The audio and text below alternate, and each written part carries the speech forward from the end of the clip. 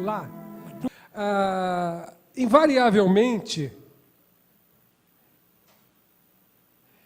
eu tenho que responder sempre uma pergunta quando eu vou em alguma empresa, ou de algum amigo, ou de algum professor. Como é que surgiu o Instituto Brasileiro de Ética nos Negócios?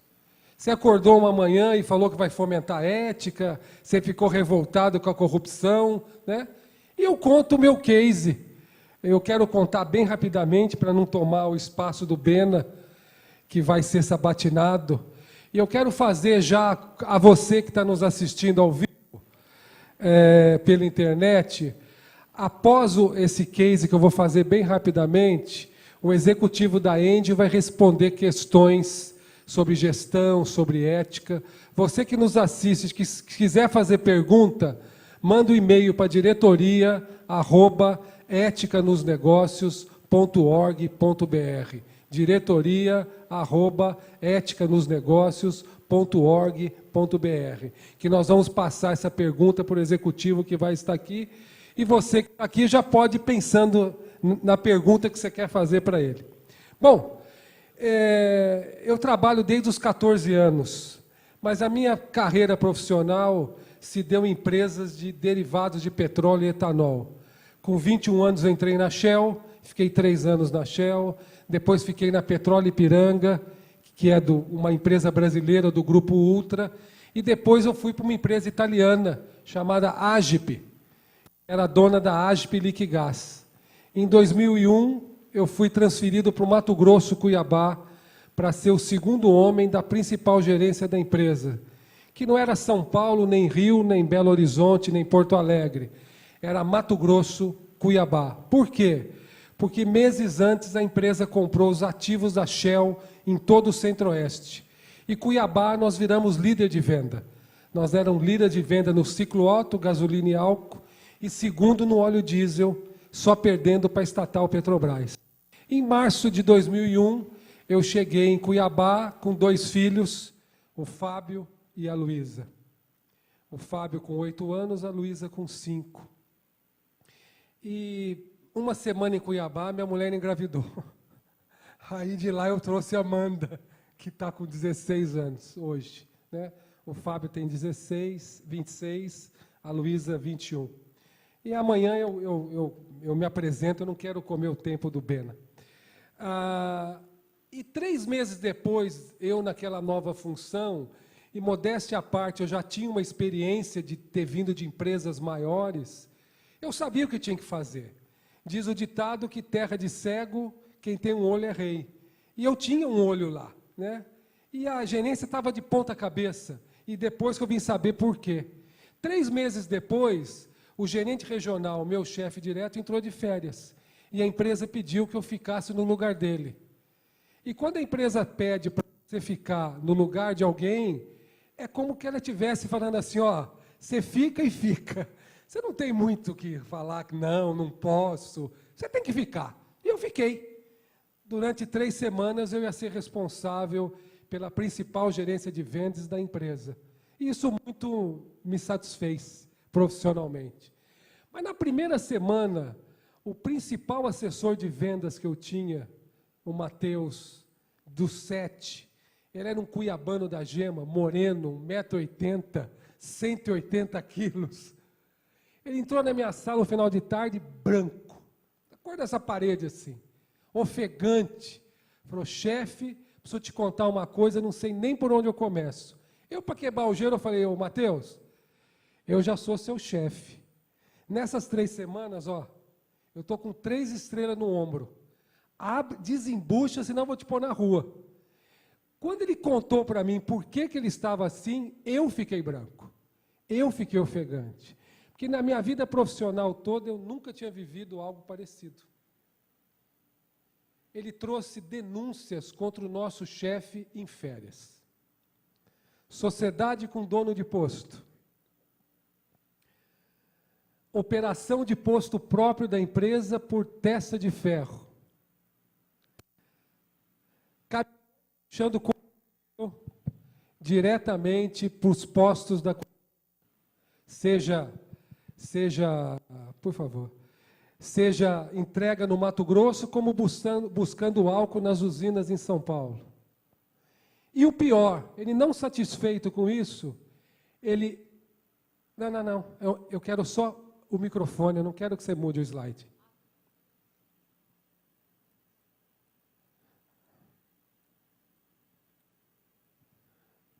Obrigado. Som. Então, o Estado vivia a CPI dos combustíveis.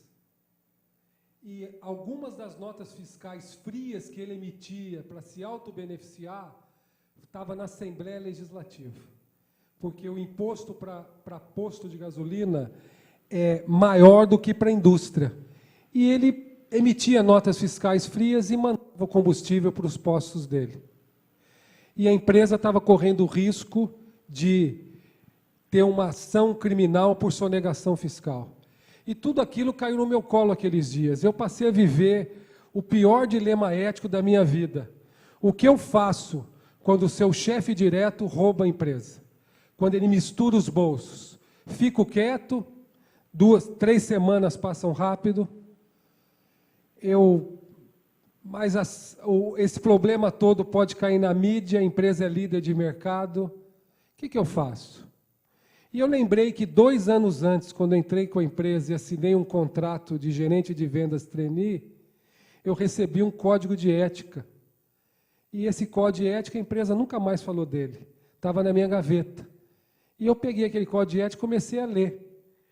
Cada página que eu lia, cada cláusula que eu memorizava ou relembrava, eu me convencia que eu tinha que reportar o desvio de conduta do meu chefe e as desconformidades com as cláusulas, com as palavras e o espírito do código de ética.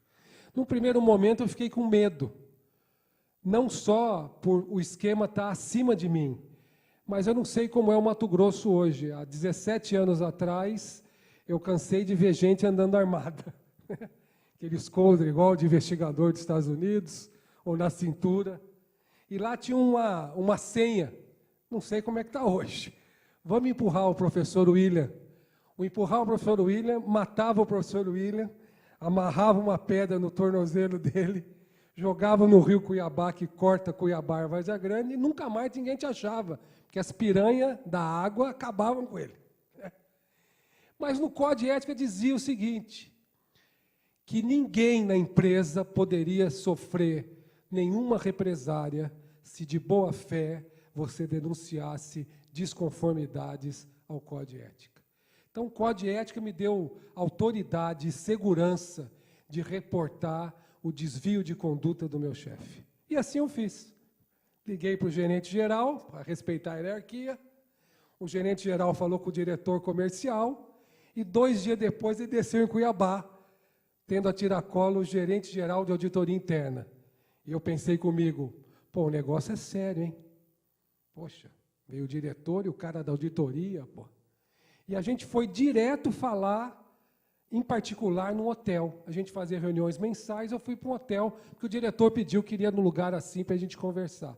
E eu reportei o que eu sabia. Ele quis falar com o presidente do Sindicato dos Postos, o Aldo Locatelli, que é um grande amigo meu, que foi a pessoa que eu confirmei a história, porque eu não seria leviano de levar um negócio desse, podia ser uma intriga interna, alguma coisa, e infelizmente era tudo verdade. Ele saiu da reunião, quis almoçar, aí levei ele para um almoço. Fui na melhor churrascaria de Cuiabá, mas pensa numa picanha assim, meu, eu estou sem jantar, pensa, só comer a minha bolachinha, aquela picanha assim. Só que a churrascaria, rodízio, melhor da cidade, virou um self-service, porque o comendador estava lá, o maior contraventor do Mato Grosso. E a carne não vinha na mesa. E o diretor carioca da Gema ficou bravo. Ele levantou para pegar mais salada, e aí o auditor falou assim, Douglas, responde o questionamento do diretor, ele quer saber o que mais você sabe. Ele está aqui na mesa te arguindo. Falei, meu, não sei nada, sei que o auditor vem aqui e investiga. O que eu posso fazer? Não sei. A gente almoçou, terminamos o almoço, me leva para o aeroporto. Entrou no avião, voltou para São Paulo. Não me deu uma bronca, não puxou a orelha, não me elogiou, não me orientou, não fez nada.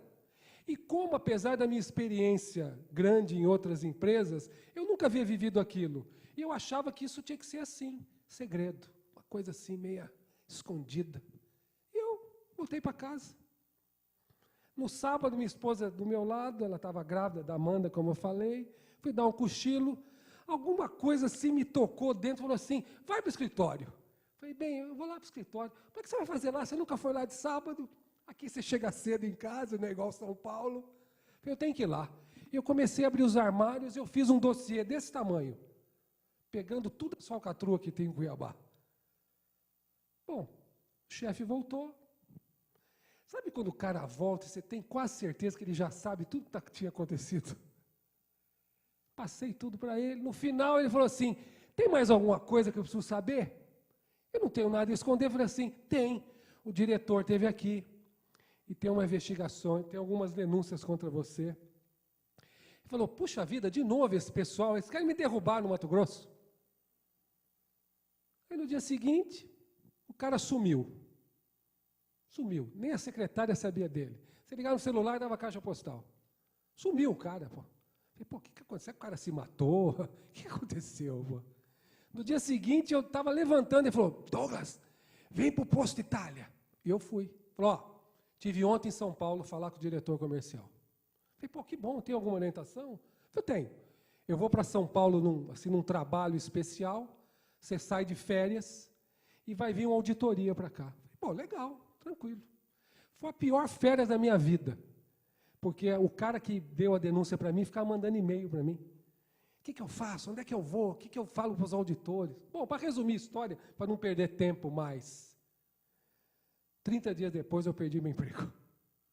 Fui chamado em São Paulo, dormi lá, cheguei à noite, com meu dossiê debaixo do braço. Falei, olha, eu tenho 50% de chance de ser promovido e 50% de chance de ser demitido. Entrei na empresa. Alguém já foi demitido aqui? Levanta. Ó, alguém. Meu, aquele climão, manja aquele clima que todo mundo sabe que você vai ser demitido, só você que não. Porque o demitido é o marido traído, né? É o último a saber, né? Os caras que gostam de você, não tinha coragem de falar, mas você via no olhar do cara aquele sentimento de tristeza. Os caras que não gostam de você, aquele sorriso, é hoje que você vai dançar. E eu dancei.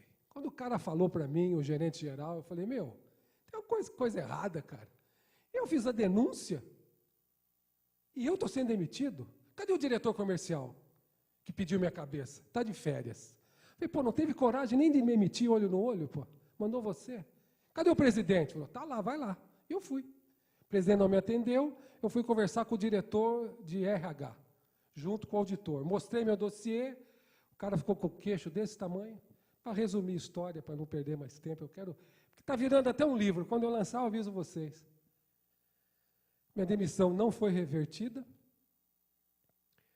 E isso tudo mexeu muito comigo. Em 2003, eu fundei o Instituto. E aí eu comecei com o Código de Ética, mesmo demitido, eu invoquei a comissão de ética. Não tive resposta. Falei com o board na Itália. Não tive resposta. Aí veio as redes sociais, LinkedIn, Facebook, Instagram.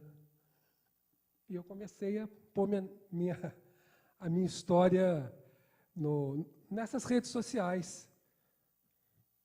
Porque eu sou um whistleblower, que é o jargão corporativo global para o cara que denuncia. Quando eu denunciei, podia ser até o dedo duro da história. Hoje não. Hoje o cara é amigo da empresa. Tanto é que os canais de denúncia apontam que a maior denúncia que existe é no canal de denúncia. É verdade ou mentiras, Flávio? Canal de denúncia, denunciante. Né? Ganha peso, aliado da empresa. 2014, a empresa entrou com uma ação contra mim em Roma, por calúnia e difamação, exigindo uma indenização de 15 milhões de euros. Eu não tinha condição de ter um advogado, o governo do Brasil, com acordo bilateral, arrumou um advogado em Roma para mim. Falou, vamos ver que você perde menos, porque a empresa mora em empresa da Itália, o governo da Itália é o maior acionista. A ação em Roma, o juiz é romano, que chance você tem? Nenhuma. Graças ao bom Deus, em 2010, o juiz deu ação infundada. 2014, entrou em 2010, deu ação infundada. 2016, a minha história saiu num livro investigativo de 2 jornalistas italianos, que pesquisaram 5 anos a empresa, o Grupo N italiano, maior empresa daí, a Petrobras de lá, e a minha história está lá. O único brasileiro que está no livro sou eu. Um outro jornalista, amigo de jornalista, levou meu caso para a Assembleia de Acionista da empresa em 2017. Fez perguntas sobre o meu caso, a empresa acabou comigo. Disse que o que eu conto é mentira, que eu fui demitido juntamente com outros atores de comportamento ilícito, que eu não respeitei a confidencialidade e que eu estou usando o código de ética para criar uma história inverídica para levar vantagem da empresa. Aí eu peguei essa aí, entrei com uma denúncia criminal no Brasil contra o board da empresa na Itália. Em represália, ela entrou com uma ação contra mim de novo. Outra ação por calúnia e difamação. Segunda, né? Meu advogado já está lá estudando. Então, a história não acabou, né? O Instituto nasceu por causa disso. Mais ou menos igual às mães da Praça da Sé, que tiveram os filhos sequestrados, mortos, sacrificados no ritual satânico, ninguém sabe. Mas aquilo mexeu tanto com ela que elas criaram uma ONG para falar com mães que enfrentam o mesmo problema. O Instituto nasceu por causa disso. O revés da ética que eu vivi.